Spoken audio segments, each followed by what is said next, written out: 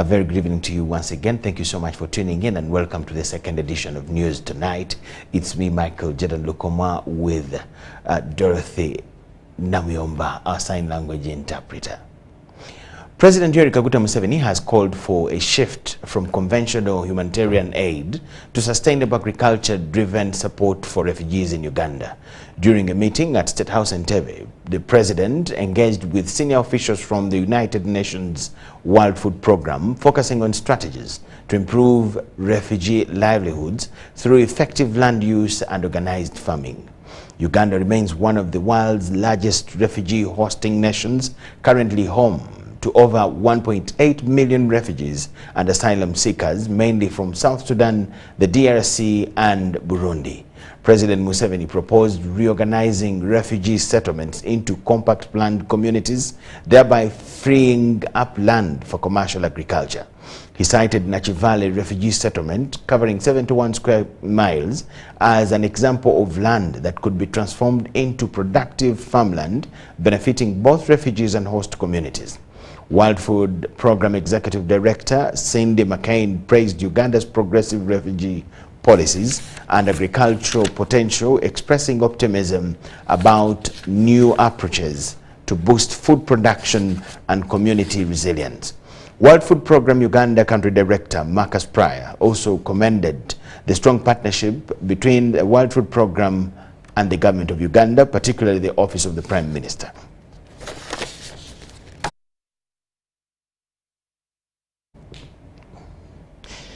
The United Nations Population Fund Regional Director for East and Southern Africa, Lydia Zigomo, has promised to support Uganda in managing the refugee crisis.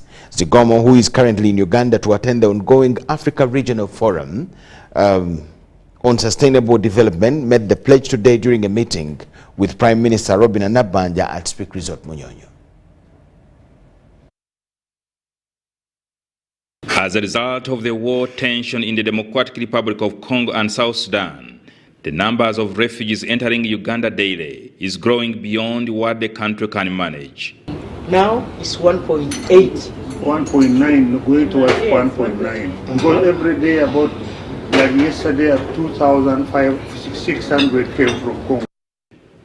This revelation came as the Prime Minister Robin Anabanja, together with the Minister in charge of disaster and refugees, Engineer Hironeg, we are meeting the United Nations Population Fund Regional Director for East and Southern Africa, Lydia Zigomo, today at Speak Resort Munyonyo in Kampala. The impact on Uganda by DRC as well is bigger than what is happening in Burundi. To go and see the impact at the receiving centers. At the receiving centers, and you see people with children with nothing. They have taken 2-3 days without food. And we don't know how much today we are going to get the statistics. I was telling her if she can get chance, and she has delegated her to go to Nachivale, the receiving center. And you see people coming with luggage, running for dear life. Boneke further explained how the budget from the development partners to refugees has continued to dwindle, leaving many of the refugees starving. The UNHCR was receiving something like $240 million per annum for the operations. Today, when we have close to 1.9 now, they get on, their budget is on $110 million. So less than half of what it was? Less than half, for double, twice nearly the number double of refugees. And that one is a disaster, because then the refugees are going half hungry. Yes. The United Nations Population Fund, UNFPA, Regional Director for East and Southern Africa, Lydia Zigomo, promised to raise the red flag to support Uganda in the management of refugees in Uganda. We are having a more regional approach to the DRC, so that when we are raising funding for the DRC, we also look at how we are raising funding for the place. We then have to commit to actions at RD levels for all the agencies. So I think that might be actually a useful thing for us we can do, and it can be done quite quickly to see how we come alongside the case. We're going to make the case. As much as we're trying to increase. Because your next year told me the other day that they have no alternative but to withdraw. Yeah. Because I wasn't aware it was that serious until I mean, I knew you had an impact, but not that it was as serious as it is. Even the development partners appreciate Uganda's approach to addressing the refugee problem, and we don't want to see that being adversely impacted. The Prime Minister Robina Nabanja also made a case for Uganda for UNFPA to support the country by ensuring that teenage pregnancies among the youth is minimized. In terms of our children who get pregnant at an early age. Yeah, we spoke with your president about that too when we met with him 2 days ago. Yes, during pregnancy, just as when young people become HIV positive, that's a burden on the health system. It's actually costing you more to look at. We want to ensure that we are supporting in some of those areas. Sugomo said in her recent meeting with the president, Museveni also raised the same issue, calling on development partners to support Uganda to curb teenage pregnancies. He was very keen that we find solutions, I think, to it with yourselves. So yes, it's coming on your docket.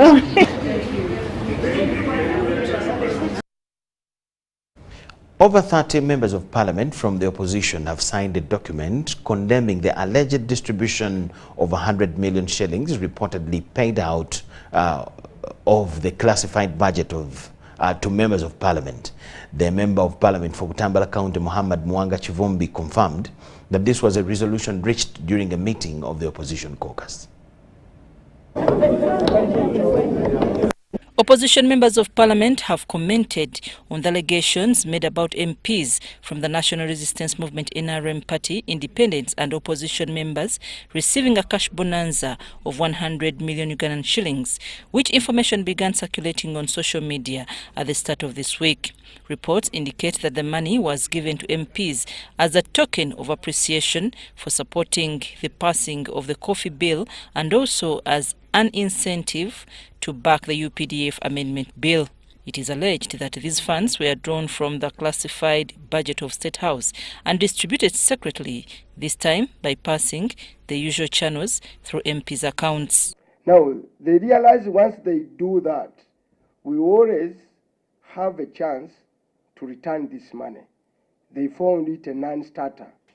Now they adopted a new method. That new method is where money is given to members of parliament in envelopes. The opposition members are now urging parliamentary leadership to allow MPs sufficient time to scrutinize the supplementary budget. This classified account and the manner in which we pass supplementaries is a testimony to the abuse that is occurring in this parliament. Political diversity. Please, this is bad money. We shouldn't fall prey to this game. A meeting of the opposition caucus has resolved to draft a document in which all members who have not received the money will sign, publicly condemning the act. By the alarming and unprecedented levels of corruption, abuse of authority to the detriment of Ugandans. Now, therefore, resolve as follows. Challenge the IGG to swing into action to recover all the payments and prosecute the culprits. As of press time, over 30 opposition MPs had already signed the document. 31 members have signed just instantly, and these are so far that have signed. It is really absurd that they talk in a groupage way, that MPs have been given millions, yet you haven't received any penny. So when I put a signature on this, it is one way of easing the investigations. Chadondo East MP Mwada Nkunyenji says secretly distributing money undermines the legislative process, calling for a formal, thorough investigation into the matter. Where I come from in Chadondo East, people of Chitezi Landfill haven't been compensated, and some of the victims, the listed 72, require compensation of less than 100 million. Now, when they hear such secret sharing within Parliament, it becomes concerning and alarming to the community. We protest it, we detest it, and we deny any involvement. We also call Karim Masaba, MP for Industrial Division, Mbale City, and member of the Parliamentary Budget Committee, stated that no donation money was passed under the Parliamentary Commission. I have signed a document to confirm that I will not be receiving any money in case it's to come, because I do not know its source if it is to come, because the money that we are to get, that we are supposed to get as members of Parliament, we did pass it in our budget committee and we are aware of what we are supposed to get.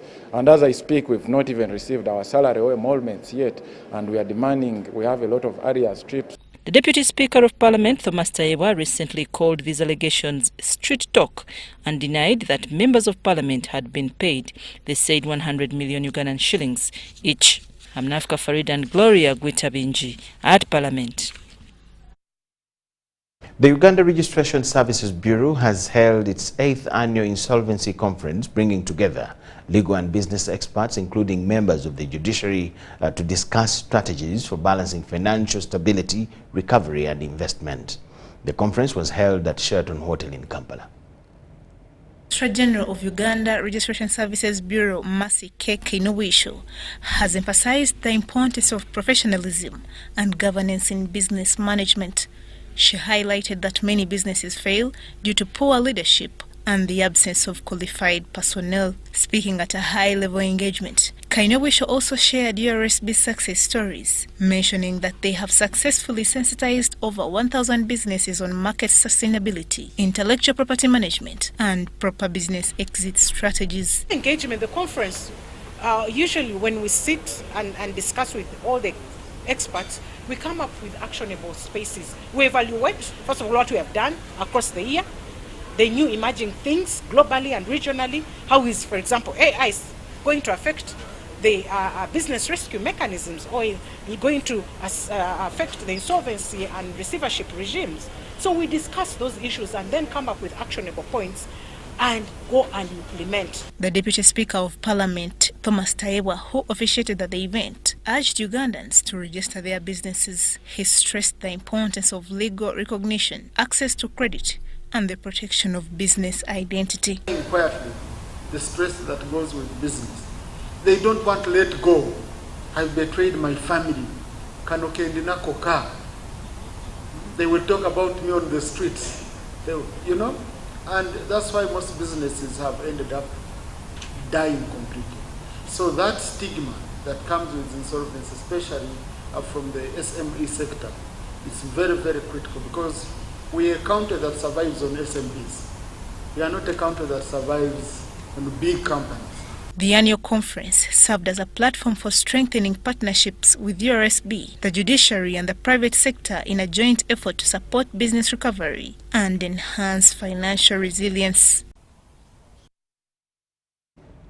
Members of Parliament have emphasized the need to allocate 10% of the national budget to agriculture in line with the resolutions of the recent CADIP 2024 Kampala Declaration. The move is aimed at transforming Africa's agri-food systems into a sustainable and inclusive future. Various sectoral committees presented their budget estimates for the 2025-2026 financial year as part of the ongoing annual budget approval process. The Ministry of Agriculture, Animal Industry and Fisheries has prioritized increased production, pest and disease control, farmer mobilization, and agricultural education. It has proposed a budget of 806.94 billion shillings for the next financial year. The committee recommends that the shortfall of 13.14 billion be provided for the research infrastructure. The report notes a projected decline in the ministry's budget, which some members of Parliament argue could negatively affect service delivery. We need to be able to provide resources to the sector. The ministry is also requesting an additional 50 billion shillings to support the distribution of seedlings, including coffee and other crops. There is a lot of shortage of seedlings amid this kind of dispensation. It's planting seasons. Our people are not being helped so much by the PDM. So if there's anything that this parliament can do in this budget is to provide for money for seeds and seedlings to our farmers who are the majority. Members have urged the government to implement the recommendations outlined in the Kampala Kadip Declaration to strengthen the agriculture sector. Very well, we are members of recent Kadip, that we are signatory that 10% of the national budget should be allocated. 10% for 70% of our people is not asking for too much. So, Mr. Speaker, as a parliament, we need to provide for money for these people where... However, some MPs have raised concerns that the current budget places too much focus on crop farming while neglecting the fisheries industry. But I thought we would also get an idea of the fishermen being given fishing nets. You see, when you give the farmers seedlings, it is also important that you do not leave out the fishermen and women. Meanwhile, the Minister of Gender, Labour and Social Development is seeking approval for a 424 billion shillings budget for the 2025-2026 financial year. The ministry plans to develop policies and regulations to support labour externalization and also requesting an additional 2 billion shillings to help eliminate child labour. He recommends that Minister of Gender and Social Development should prioritize development of migrant workers database and monitoring system to ensure traceability of Ugandan's labour force abroad. 2, resources be allocated to fast-track the implementation of centralized database to track migrant workers, monitor their conditions abroad, and support their integration upon return. Ministry of Gender, Labour and Social Development should establish the Migrant Workers Saving Fund for the establishment of additional labour attaché offices to provide for better protection for Ugandans working abroad. Lydia Chomkama and Gloria Gwitabinji, Parliament. Minister for Security, also Member of Parliament for Rujumbura County, Major General Jim Muhwezi, has praised the leader of born-again Pentecostal churches in the Kigezi sub-region, Bishop Ngoboka, for supporting government wealth creation programs. Muhwezi made the statement during his tour of Bishop Ngoboka's projects in the southern division of Rukungiri municipality. Rukungiri district has in recent years realized significant growth driven by local residents, businesses and organizations. The district's fertile land, rich natural resources and strategic location make it ideal for agriculture, tourism and entrepreneurship. Many residents are capitalizing on these opportunities to establish businesses ranging from small-scale farming to larger enterprises such as coffee processing and tourism ventures. Local organizations and government agencies are also playing a key role in supporting development and income generation initiative in the district, as explained by the Member of Parliament, Honorable Jim Hwezi Katugugu. Congratulate him on his almost NRM kind of ideology. From them. Yes, vision, building a self-sustaining, independent and self-sustaining institutions. The focus on development and income generation in the district is expected to positively impact the local economy and improve the livelihoods of its residents. Youth, of course, should take maximum advantage because he's arming them to earn a living. They always talk about jobs, but as you know, the curriculum now is changing. We want the children who go to school to know how to use both the mind, the heart, and the hands. The founder and the current pastor of God's Embassy Ministries Rukungiri, Bishop Ngoboka Mbiongoma, has joined the community in empowering the youth. He also leads the Graceland Academy Skills Vocational Institute, which offers practical skills to the young people. We are a faith-based organization. Our genesis was to see young men and young people come to know, to have a better character, but also character without skills cannot lead you to a better life. So in addition to character development, we emphasize in men and women acquiring skills that are going to help them. in a time where we have no jobs. Bishop Ngoboka stressed that the Skilling Center is part of the vision to equip the youth with the skills needed to be self-reliant and contribute to the community development. And we'll find a way of how do we help you achieve your future by working or helping you at the institute to give you an environment, help you get a job, but also train you for a better job. The center is expected to benefit hundreds of the young people in the district and beyond, equipping them with the necessary skills for their careers. Our target is to make sure our young men are trained. We have another project for sanitary pads, reusable sanitary pads. Here we are trying to make sure no girl drops out of school because of the periods.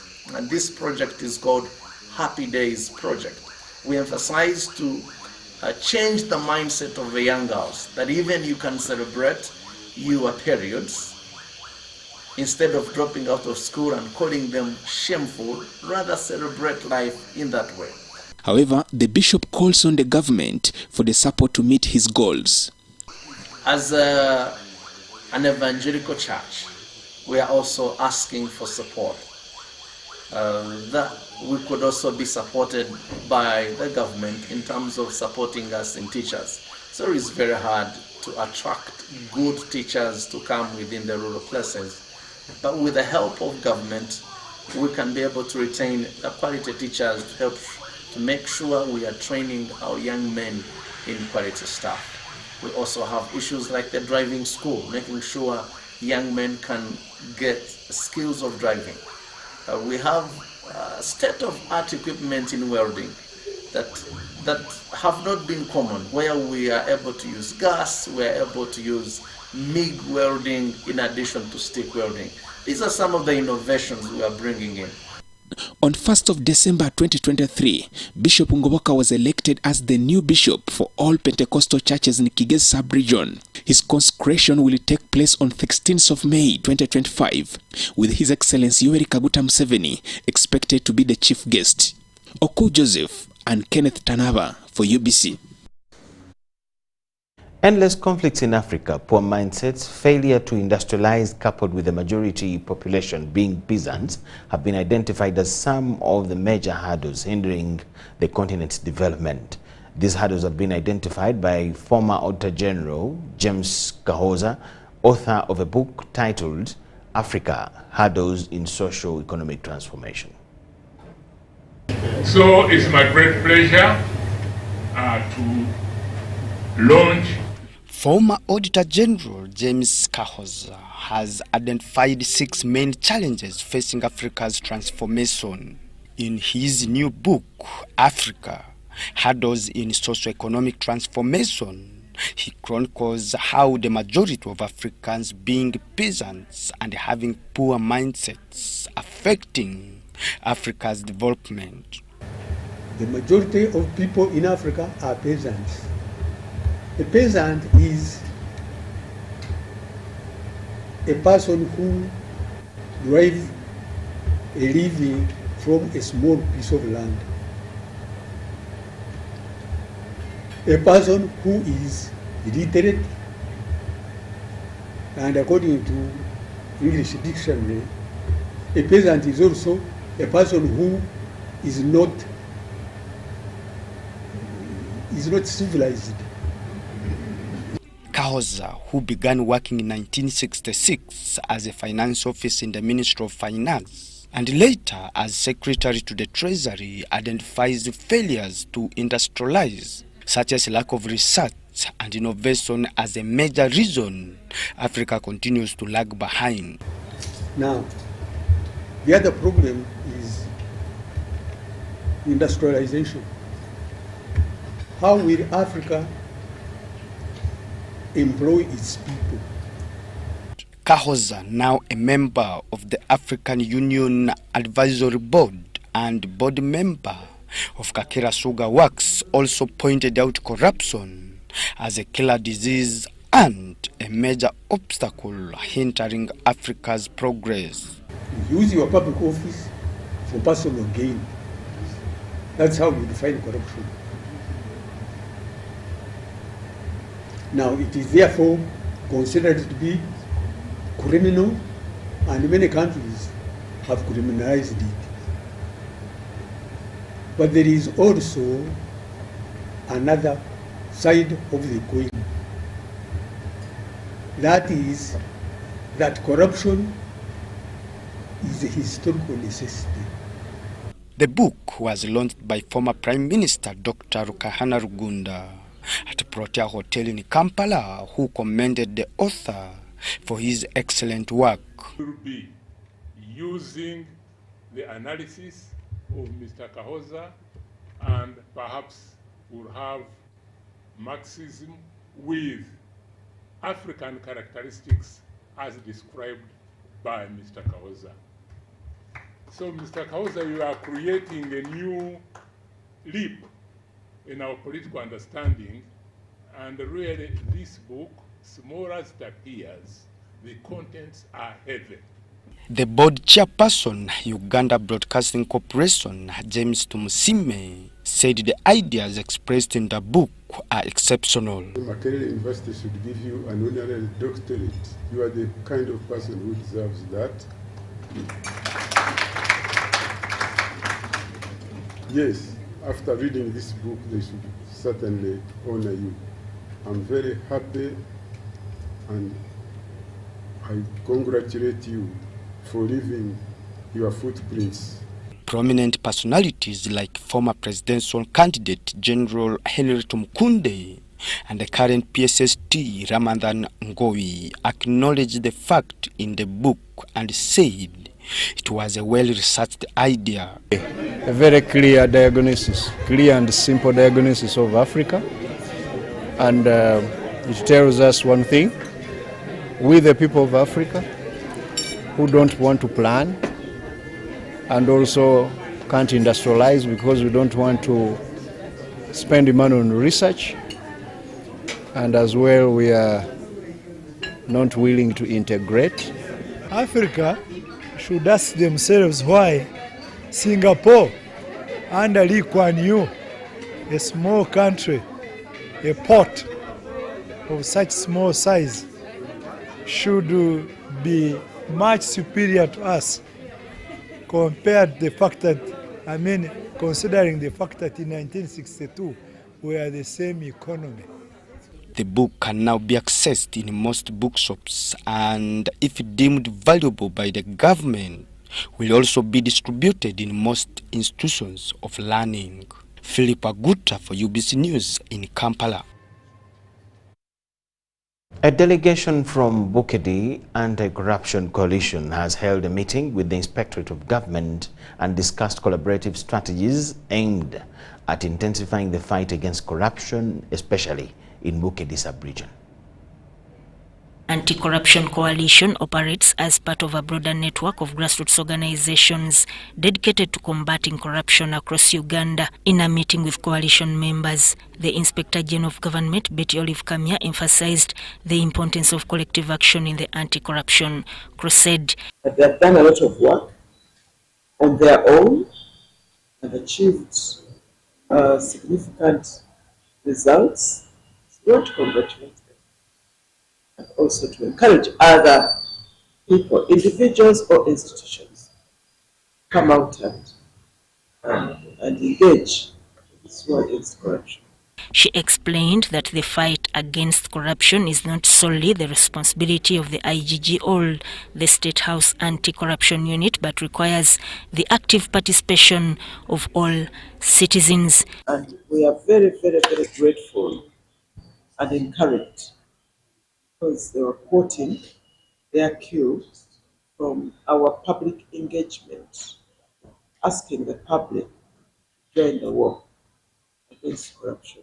The Executive Director of Bukedi Anti-Corruption Coalition, Sam Nayepe, explained that corruption has affected the development activities of Bukedi. And it has affected the developmental activities in Bukedi. That's why you see even the president himself tells us that in Kolerakida, in Bukedi, he has that word of Kolerakida. But it comes because people are not giving what is required to give the community. they dupe and again eat that money in terms of they are saying planning what, and so they put in several activities to eat that money. Then you find the beneficiary himself has not benefited. So we are in there to bridge that gap. The coalition demonstrates a proactive action to addressing corruption, aiming to create a more accountable and equitable society in the Bukedi sub-region. We have several letters, correspondences written to the president to see that action is taken against those people. But you see, there are also loopholes. These letters, sometimes they don't reach the president. But we even wrote the vice president. We wrote the president through the vice president to see that we meet His Excellency the President, so that we present all the correspondences that were being sending to him. Sudat Kaye, UBC News.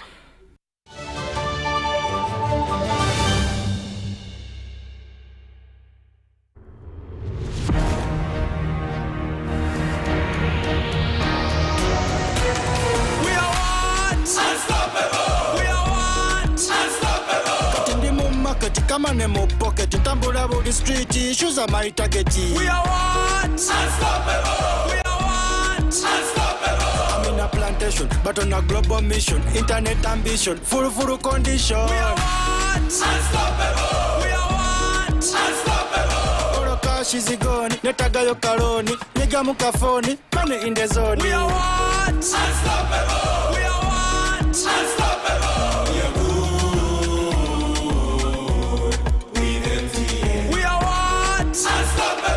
With you and MTN together, our ambition is unstoppable. We are what? Unstoppable! Alright, listen up. Colocate is on a mission. It makes our gums happy and our teeth strong. See? We're moving forward and making changes. It's kind of a big thing. Colgate Herbal uses traditional nature's herbs and combines it with Colgate Science for healthy gums and strong teeth. And we'll leave no smile behind.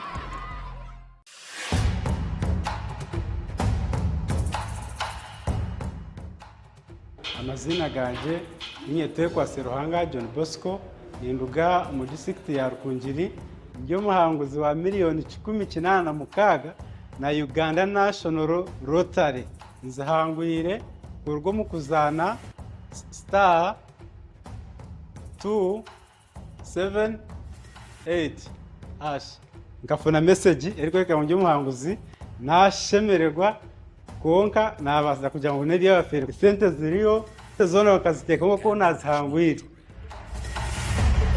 Uganda National Lottery. Dream, play, win. Participants must be 18 years or older. Play responsibly. The Uganda National Lottery is operated by Ituba Uganda and regulated by the National Lotteries and Gaming Regulatory Board.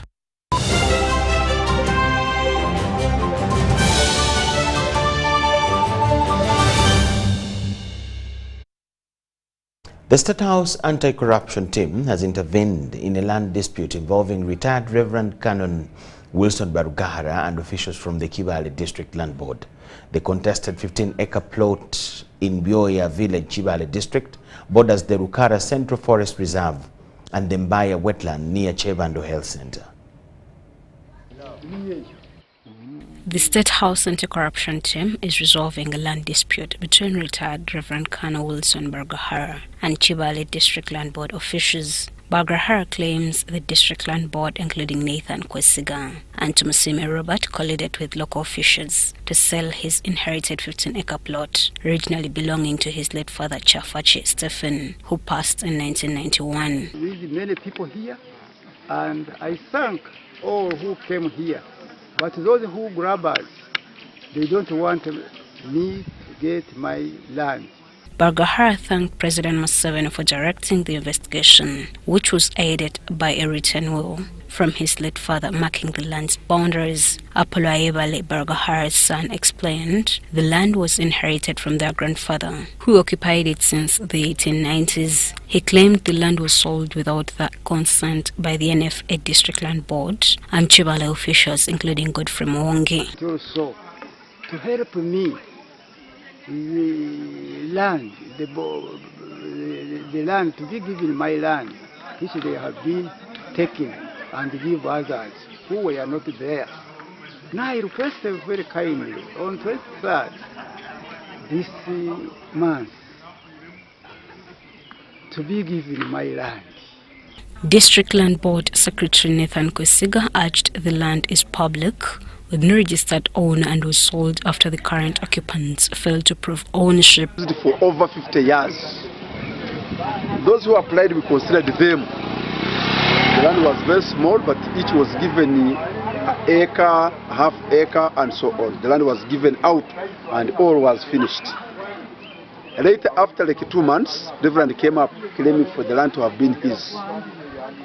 We asked him to produce the evidence that the land belonged to him. He did not have any evidence. State House Anti-Corruption Team representatives David Baguma and Elizabeth Nabwede confirmed the land belongs to Reverend Canon Bargahara, supported by the written will. They plan to return on April 23rd to verify the boundaries. His land was allocated by the District Land Board, and he came and then he reported to us seeking for some assistance. So we have called here, we have gone through the processes, we talked to CAO, we talked to police, regional, Chibale, Hoima. So this was the Ministry of Education and Sports, in collaboration with Uganda Bureau of Statistics, has launched a mandatory baseline education survey starting in the Greater Kampala region. Minister of State for Primary Education, Dr. Joyce Moriku Kaduchu, emphasized that this initiative aims at identifying and eliminating ghost students and ghost schools within Uganda's education system to improve service delivery. The mandatory baseline education census, which will cover all learning institutions from pre-primary to university, has begun with the deployment of over 4,000 enumerators across the Greater Kampala region. We're going to cover pre-primary schools, primary schools, secondary schools, vocational institutions, and higher learning institutions. 4,000 have already been trained. These have been deployed. While teachers will collect data for younger learners, all students will provide primary data themselves. Learners from primary 6 up to above, they will serve as the primary respondents. Tertiary level will be using administrative aggregate data from the universities. The Minister of State for Primary Education, Dr. Joyce Moriku Kaduchu, says the data being collected includes information on learners, teaching and non-teaching staff, and institutional identities. The name, the date of birth, the sex, the class, the subject they teach, the highest teaching qualification, the level of education, type of institution, ownership of the institution. The survey, running until June 30th, 2025, aims to improve the accuracy and transparency of Uganda's education system, particularly regarding ghost learners in schools. We expect to establish the actual number of education institutions that exist in the country. For planning purposes, for decision making, for resource utilization. The Ministry of Education urges full cooperation from all institutions to ensure accurate data collection. Parents of the learners to support this exercise by availing the learners with their correct information. 8,500 enumerators, 4,000 of whom are already trained and deployed. The project is estimated to cost approximately 27 billion shillings. Cayenne Faith, Nanono Smile, for ABC. Education experts have applauded President Museveni for championing the promotion of scientists in Uganda and have pledged to support his campaign to empower them. The remarks were made during the opening of a 3-day seminar for nurses and midwives from Central and Western Uganda.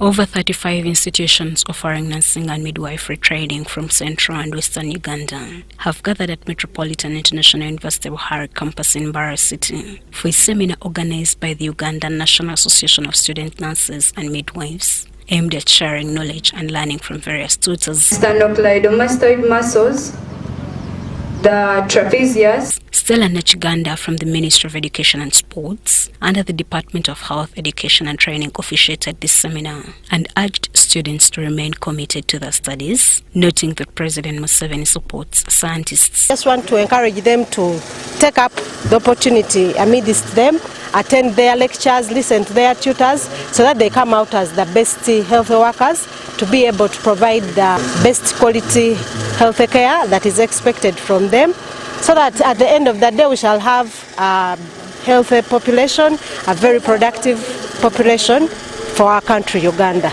Nachiganda also encouraged institutions to establish counseling services to help students overcome challenges and reduce dropout rates. So I want to encourage institutions to be sure that they have employed people who can always provide social support to these students, and majority of them are youth. Youth have a lot of challenges. The principal of Metropolitan School of Nursing and Midwifery, Maniragaba John Matthew, commended President Museveni's initiative to support science subjects over arts. The world lives on science. I've given you an example of healthy professionals. Without healthy professionals, people would be dying in villages. The principal of Ntungamo College of Nursing and Midwifery, Wilbur Tukamhabwa, reminded students that the world is highly competitive and urged them to uphold integrity and discipline in all they do. Humility is the key driver of everything, and once people are humble, they are able to serve and give their services very, very well. Mansour Rumia, president of the Ugandan National Association of Student Nurses and Midwives, highlighted the challenges faced by nurses and midwives and called on the government to intervene. Find a principal is pushing a student into a negative mood because of his negative mood, maybe towards they have annoyed them, they have not paid the school fees. You find a student is being mistreated, and sometimes they are dismissed. Really, as an association, we really condemn it, and we ask students, leaders to always be invited to be part of the disciplinary committees of different schools. Among the 35 institutions participating in the seminar are Metropolitan International University, St. Peter's University Ndeje Campus, Ntungamo College of Nursing and Midwifery, Mulago School of Nursing and Midwifery, Bwera School of Nursing and Midwifery, and St. Ambrose Kagadi, among others. God be with you. The Chief Executive Officer, Inspire Africa, Nelson Tugume, has asked Ugandans to embrace coffee tourism as an alternative source of national revenue.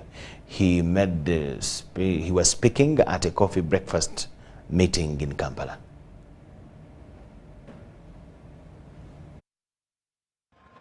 Coffee tourism is a unique form of travel where visitors explore coffee growing regions and experience the entire process from the farm to the cup.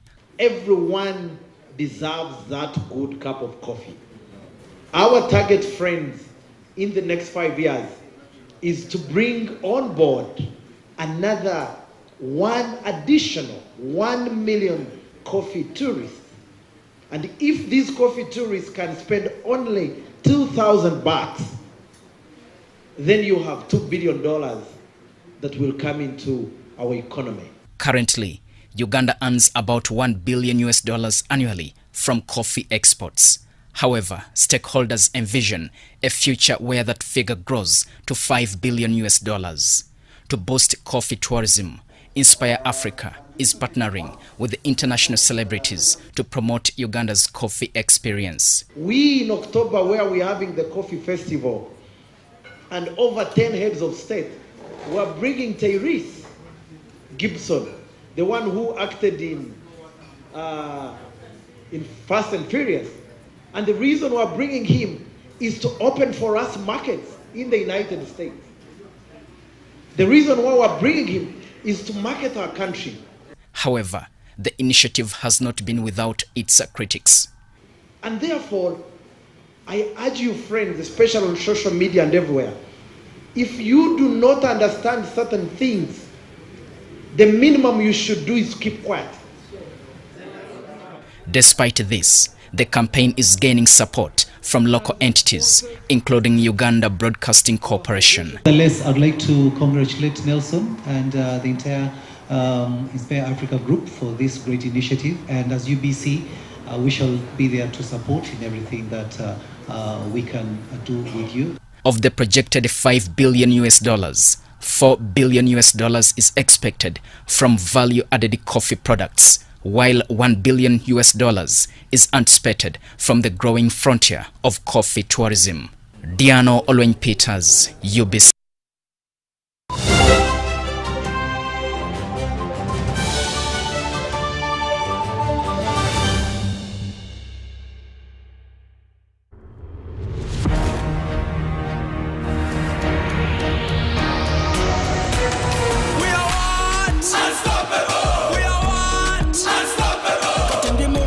Come on, mo pocket, tambula about the street, shoes are my target. We are what? Unstoppable. We are what? Unstoppable.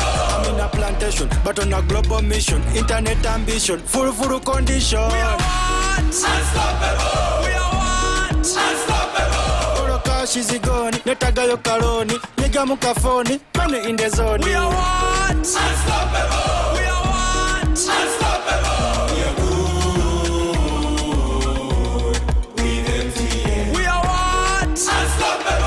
With you and MTN together, our ambition is unstoppable. We are what? Unstoppable! Buza Commissioner, enhancing tax education and bringing it closer to the taxpayers. Many Ugandans have questions about the taxes they pay to URA. When we come at revenue, they tell us to clear Chitenge at 10,000. And when we are selling Chitenge, we sell it at 17. So we don't know whether we are working or not. Understanding your tax obligations can help you grow your business and avoid unnecessary losses. Now, you can get direct answers. Send your tax-related questions via WhatsApp or SMS to 0790-141-887, and the Commissioner General of URA, John Musinguzi, will personally address them. Tune in to UBC News Tonight every Monday and Wednesday for expert insights and clear explanations. Buza Commissioner. The Office of the Prime Minister informs the general public that the country will be characterized by heavy rains from the month of March to May 2025. The public is advised to undertake the following measures to mitigate the devastating impacts of the heavy rains. Clear the drainage channels to avert flash floods. Cover all manholes and avoid walking and driving in flooded road sections. Trim the old or hanging tree branches near buildings and over the roads. Notify the authorities about the disasters caused by the rain in your area. Ensure that school-going children are accompanied to and from school by adults. And lastly, follow the weather updates provided by the Department of Meteorological Services. Please be safe.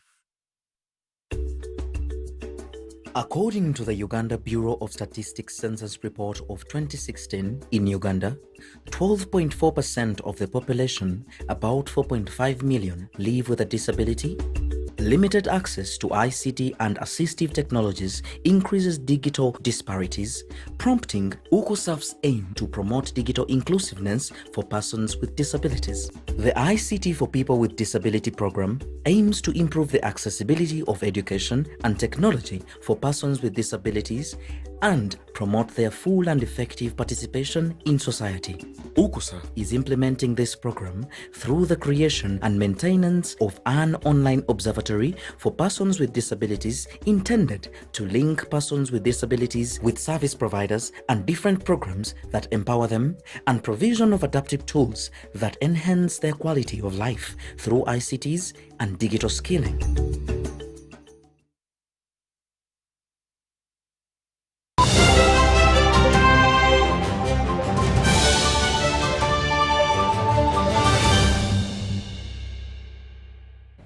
Over 20 institutions are set to participate in the 7th edition of the National Inter-Collegiate Games and Sports in a bid to instill unity and health among students. Various games, among others, ball games, mind games, athletics, and others are to be played. The games were launched by the Commissioner of Teacher Education, Training and Development at Chibuli Co-Primary Teachers College in Kampala. However, Hajat Aida Nambus Kibedi, the principal of the host institution, cited challenges of limited funding and inadequate transport means which affect the initiative.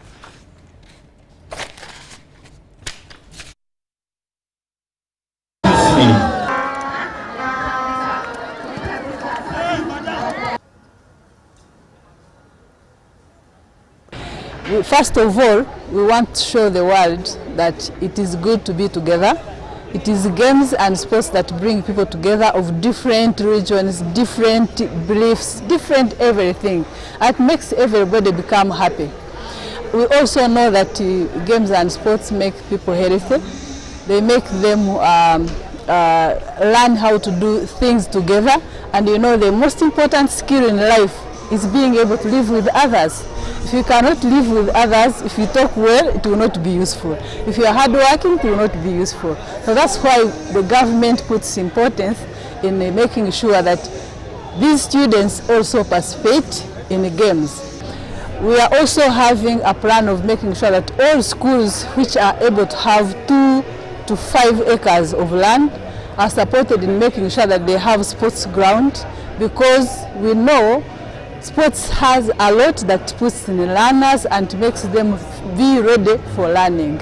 The students arrived yesterday and we have received so far 20 institutions that are participating in these games. Today was the opening ceremony. We have completed it, and we have athletics where they are running both track, they are doing the track and field events, and lack of transportation in some institutions. And I know these ones will be handled with time, because the government has handled part of our colleagues, and I know that very soon they will be coming to our side, inshallah. And that brings us to the end of all we had for you tonight. Thank you so much for watching. My name is Micheal Jordan Lukomwa with my colleague here, Namuyomba Dorothy, and the whole team. We wish you the best of the night. Bye-bye.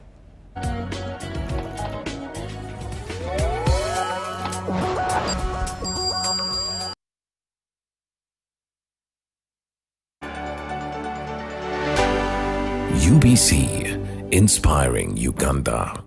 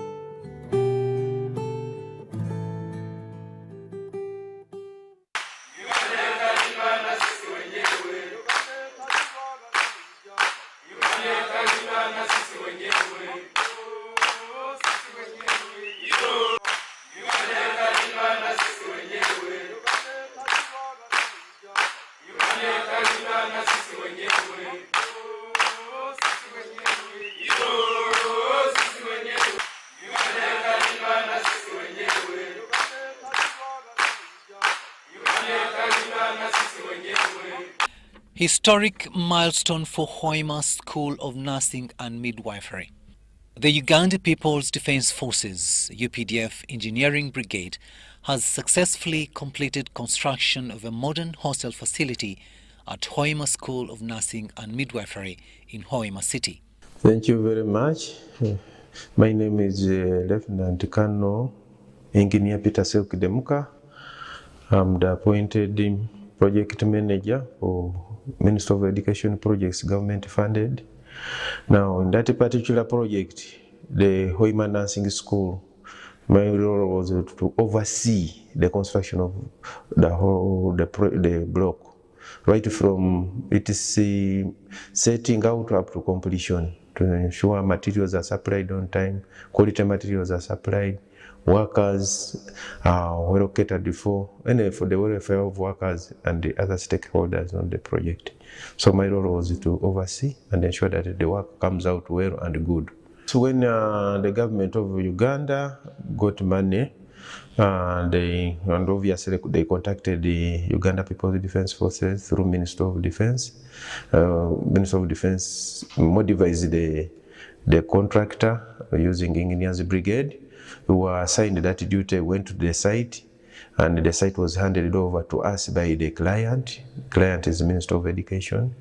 After them handing over the site, the next item was to mobilize. My superior leaders gave me money for mobilization. After mobilization, we reported to the site. The place they gave us had some trees, eucalyptus trees within. We had to start by clearing the site. After clearing the site, removing the stumps, and then we went ahead to remove the topsoil. This topsoil is to ensure that we build the structure on a stable ground. After that, obviously, the setting out took place, as per the drawings given to us by the client. After setting out, excavation followed. Then the construction process from the blinding, plinth wall, slab, superstructure, then to roof was done. Now, on the way, we had successive meetings, because for proper management and running of the project, you must have after a fortnight meeting. It depends, but we had meetings whereby we could iron out all sort of problems emerging due to the construction, like maybe extra works, additional works, delays in funding. They were all addressed in the meetings, which are periodically held. Now, along the way, we realized that they could not fund the whole structure because the structure is the 4-level structure. But you find that we are put up on the 3 levels. Now, the last level and the roof, they resolved that instead of finish, let us first finish what you have made, so that since there was their need for accommodation, the students are accommodated in, and then as they mobilize more funds, and we shall go back and wind up the structure. So we reached there, we painted, we did all